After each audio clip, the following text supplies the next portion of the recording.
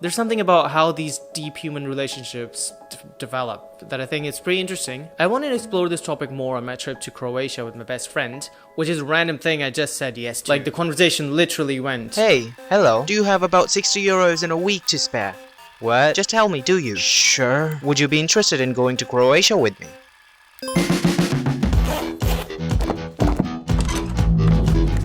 She's basically visiting her family because it's vacations, and I'm tagging along because why the fuck not? We got on the train to Brussels and arrived.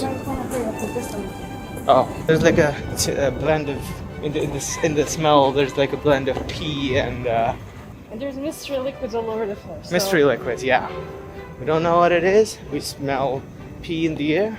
What's on the floor? We do not trust. Brussels. Olden and I have a pretty interesting friendship. We've talked about it a lot, actually. We basically bonded over oversharing. And I think this trip just strengthened it more. I thought that we might not make it. I just didn't give a shit. Yeah, I tend to not care at all when someone else is in charge, okay? That's like the whole point of not being in charge. We have arrived. We have landed, and we're now waiting for my grandpa to pick us up. Yeah.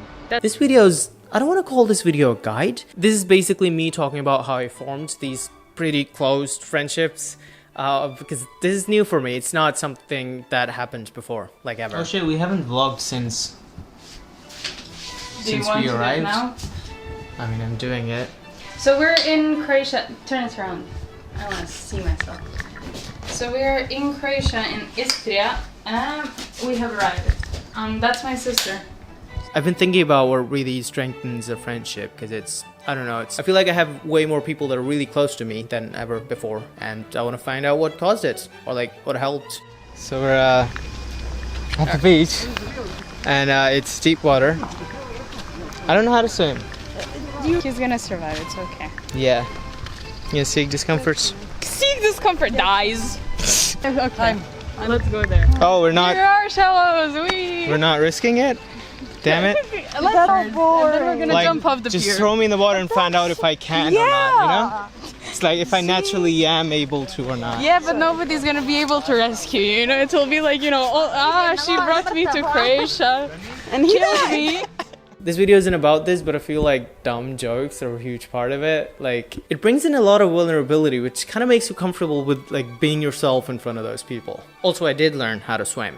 Enough to, like, for me to not die in water that's deeper than my height.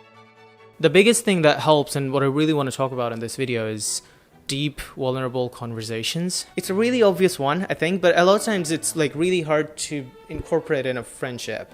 And I feel like I found some ways to do it without it being like weird or awkward. One of the things I a lot of times like to do is play like a deep questions card game, kind of like this one. Spark. It's a card game that helps people connect, whether they're strangers or best friends. I feel like a lot of our friendship has been talking. Like, I remember calling Fia the first time. She was like, so what do you guys do? And we're like, we talk. And she's like, you just talk? Another thing I kind of noticed, like, before we would have assumed that we kind of know everything about each other, but like, especially when we like played Spark when I first got it.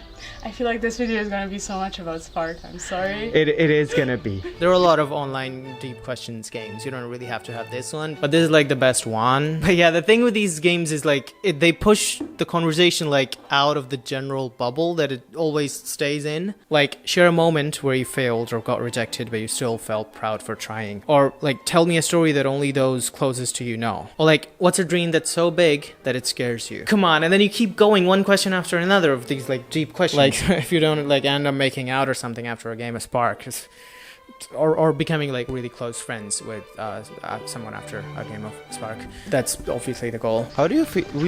We played Spark. Oh yeah, we did. Like, we played with adults. We ended up playing Spark with Olden's sister, mom, and her mom's friends. I mean, I didn't know anyone, so it was pretty interesting for me, but. It wasn't as awkward as I expected it to be. Like, I thought it would be weirder, but it really wasn't. Do you think anybody there actually learned anything new about each other? Obvious, yeah. I mean, I didn't know my own sister wanted to be an author. I didn't know that was a dream she wanted to pursue. Human connection and vulnerability is like a game of chess, but like with totally opposite goals. The more you get vulnerable, the more you allow the other person to get vulnerable. And I'm aware that this is a really shit analogy, But an analogy becomes way more wiser if you somehow involve chess in it. And I'm also aware that being vulnerable to people is not always the safest option. It's pretty risky. But at the end, it's your choice to take the chance. I feel like the worst it can get is just the other person not opening up and like it getting a bit awkward. So I feel like that is a risk worth taking. It's there. A couple of days ago you said 2 things at like 2 a.m. Can you say that again? Yes, I was talking about how I would rather let somebody know that I love them or that I care about them more times than necessary and come off as clingy rather than let us drift apart and not let them know that I cared for them. And that I would much rather tell a stranger that I love them than not let a person that I care about know that I care about them. I feel like this is something that I'm learning from Olden, like telling people what you admire about them. Like we literally had this joke about Olden excessively giving out compliments to people, strangers, friends, doesn't matter. It always ends up adding a bit of wholesomeness in the interaction. And I think it's a pretty good habit to pick up on. But yeah, that's it for the video. Subscribe to my channel if you like the videos that I'm making. Like the video, comment, watch my previous video if you like.